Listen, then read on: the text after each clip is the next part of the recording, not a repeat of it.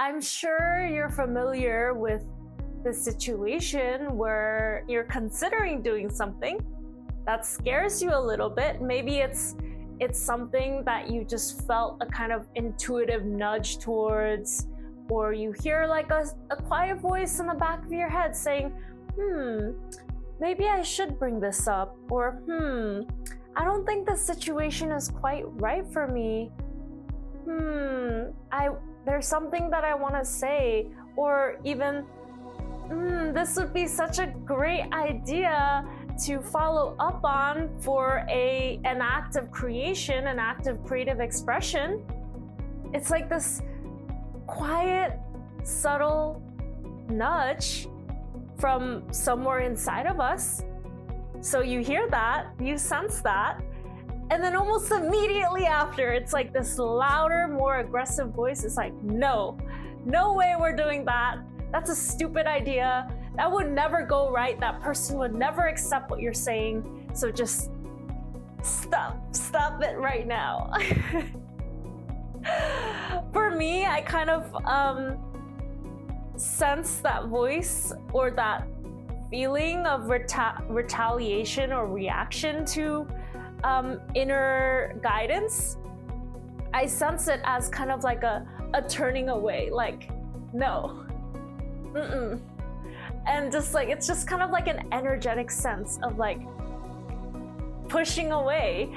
And I spent a lot of time trying to fight that impulse to varying degrees of success, but none sustainable. So I want to share with you how this situation of like the polarity of that inner quiet, subtle voice and that louder, more aggressive shutdown, how navigating those two dynamics relates to facing your fears and trusting yourself and taking leaps of faith and embarking on journeys that kind of unfold beyond your wildest imagination. Hi there, my name is Yerin Kwan. I use they, them pronouns, and this is Snakeskin.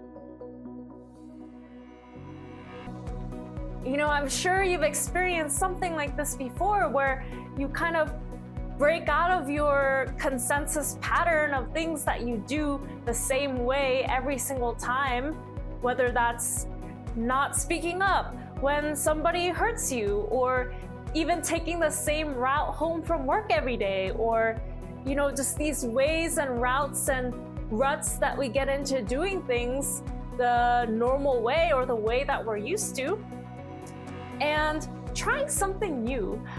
And sometimes trying something new doesn't seem to lead anywhere. And then other times, it's crazy, like one thing leads to the next. And the next thing you know, you're somewhere incredible, somewhere magical, juicy, sparkling, alive. And it's that act of following those breadcrumbs, those moments of, oh, I actually don't feel good in my body about this. I'm gonna follow what actually does feel good in my body. It's those moments of choosing over and over again that quiet inner voice, instead of just gonna do it the way that I always do it and just not speak up and not put myself out there and just, you know, it would be easier. It's easier this way. You know, it's easier in the short run, but in the long run of continuously making choices where you're listening to that voice telling you to just do things the way they've always been done, you know, that's a long term of a whole lot of pain, right? And one example that surprisingly resonates with me a lot around this is this idea of when I show up for my morning spiritual practice, you know, my meditation practice, my yoga practice, there's sometimes this voice that tells me like, I don't want to do it. Maybe just not. No, not like I'll do a shorter one, or just maybe it'll be okay if I just don't do it today. I'll do it tomorrow. Same thing with, going to the gym sometimes, or picking something healthy to eat, making nutrition choices that feel healthy and nourishing versus those that feel instantaneously gratifying. It's like this little voice in my head that's kind of like, no, let's just do the thing that feels good in the short term, that feels safe in the short term, that feels like I want it now. And my idea about these voices, all these voices and all of their different flavors of shutting down that internal guidance that really is coming from our true selves, it's a lot more difficult to tap into and tune into compared to the more louder, forceful, aggressive voices that tell us to just sit down and know your place, do the easy thing, the thing that feels good in the short term, but maybe not the long term.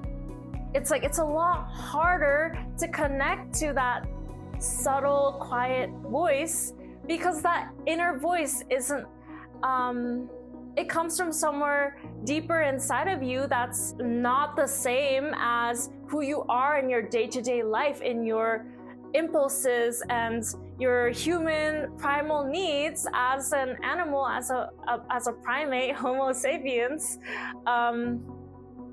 This quiet inner voice, this awareness, is the energy of this voice is kind of like, how do I describe it? It's grounded, it's equanimous, it's not quick to make judgments or black and white reactivity. It's more like subtle and grounded and compassionate and aware. And in today's fast-paced world, where there are so many distractions and expectations and things that we need to do and take care of outside of ourselves, and all these beliefs that we all carry around, like, hey, you need to be a size 2 if you're going to be any good, or you need to be making this amount of money in order to be worthy, or you need to have this and this and that on your resume, or all these things that we believe, we attach our sense of self to these external things that are really outside of us. And then we kind of lose sight of who we can really be if we take the time and carve out the space to ground into. And what do I mean by that? You'll know what I mean if you have a meditation practice. And a meditation practice, in my humble onion, is an essential part of navigating life with intention, integrity, with purpose in today's world. As a highly sensitive, intense, and creative person, it's essential. One of the reasons why is it allows you to tap into that inner guidance, that space of knowing awareness, that awake awareness that is always guiding you and is always intending for you to live the life that you are meant to live. Live out your desires, live out your goals, your purpose, your destiny. It all comes from step by step, even if the big picture isn't clear, following step by step the tiny, quiet whispers of your intuition, your soul. And of course, now bringing back in that louder, more aggressive, forceful voice that often arises as a pushback to considering turning towards that internal guidance. That's like what is the source of the fear that often comes from taking leaps when you don't know what's going to happen. It's very human of us to want certainty, to know what's going to happen, to know that we're going to be okay, to know that we're going to be safe, that the decision that we're making isn't going to be the end of us and the world and our entire life. And so we have these protective mechanisms built into our systems to stop us from going off the beaten path, to make sure that we stay in line with what's safe and what's known and what's familiar.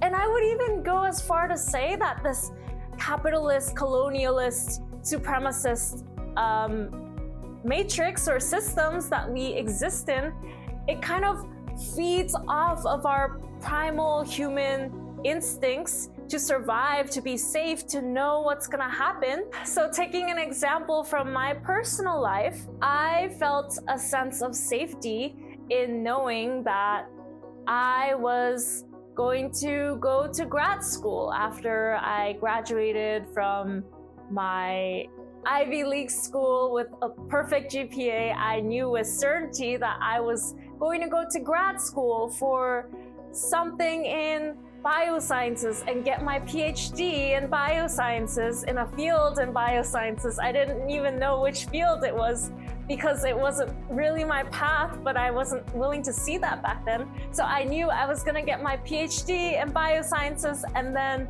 work at a pharmaceutical company and make lots of money and be respected by everyone that I knew, to like my parents would approve of me, and my mom's friends' children would hear about me and be like, wow, Yaren is so successful. They're doing such great things with their lives. Wow, why can't that be me?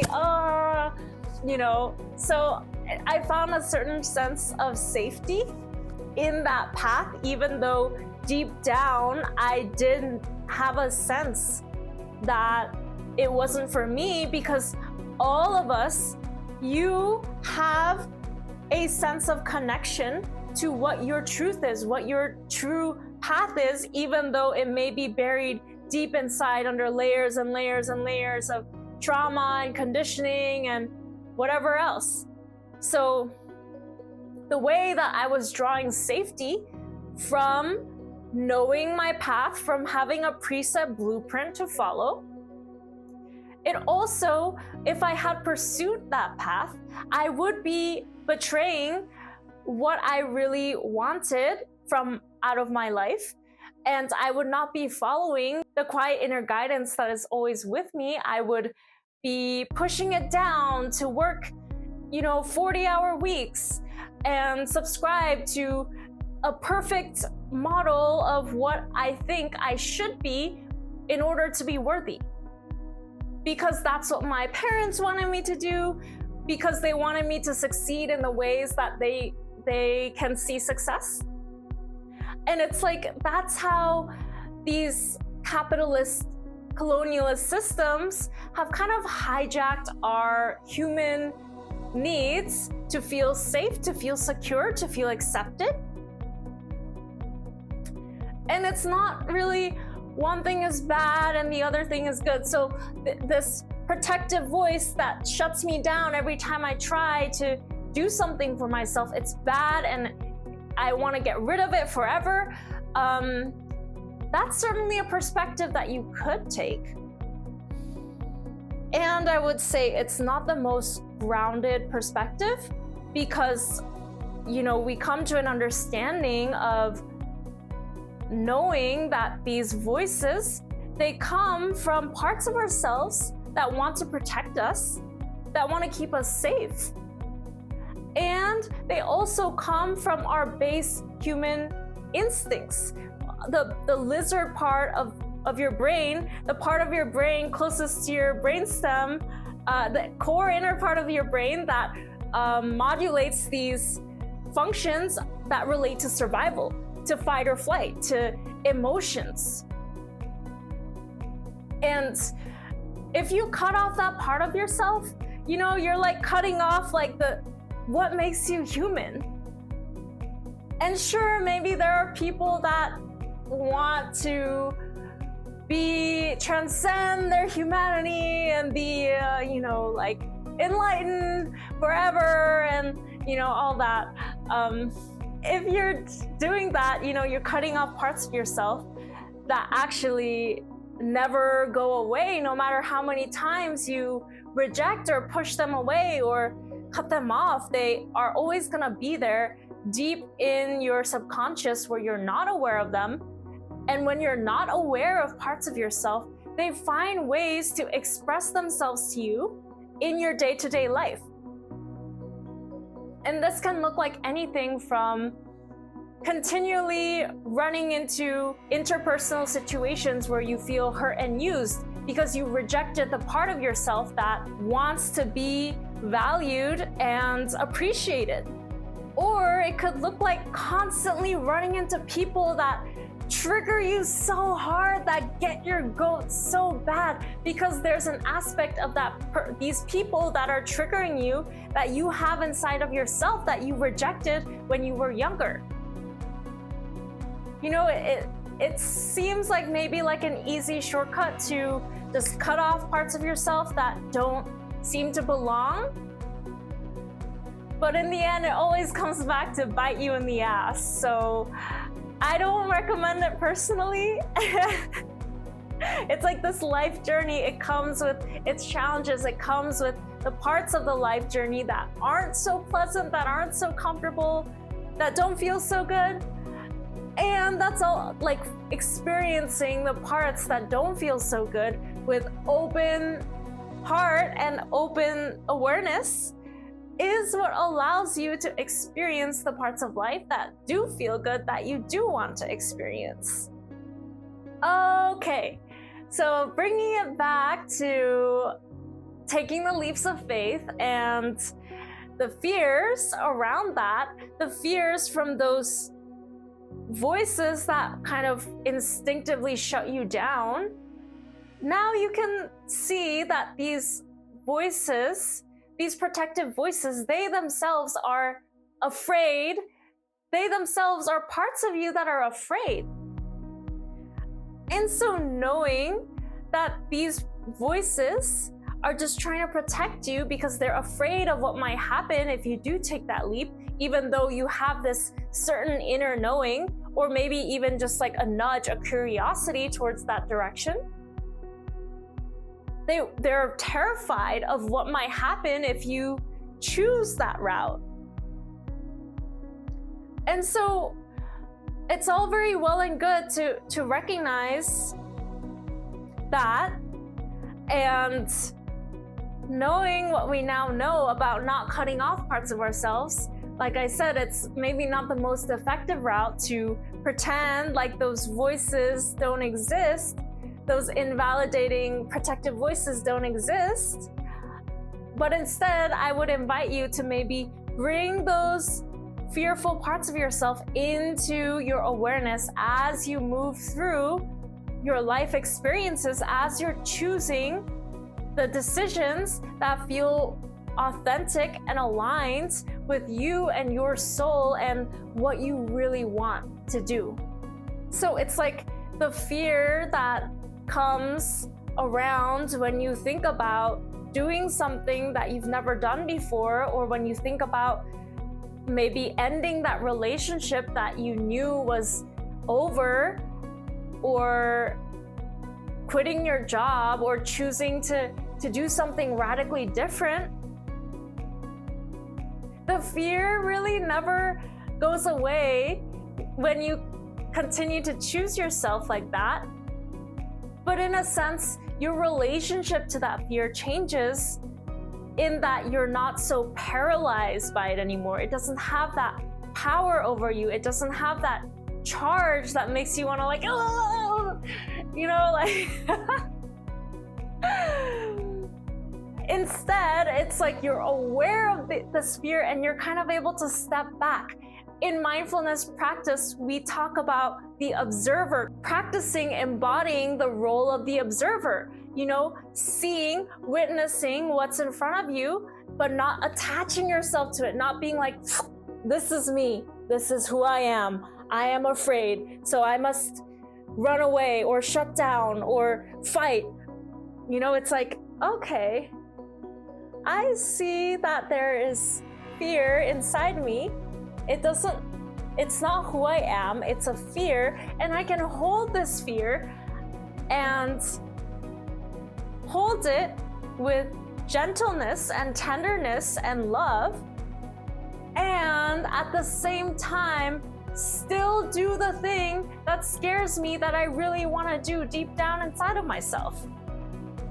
And a mindfulness practice is really so helpful, so supportive in doing this, because it's just a practice. You choose it over and over and over again. There's no moment where you're like, okay, now I have finished choosing myself forever. I'm 100% in alignment with my soul's desires forever, and I don't have to think about ego or fears ever again.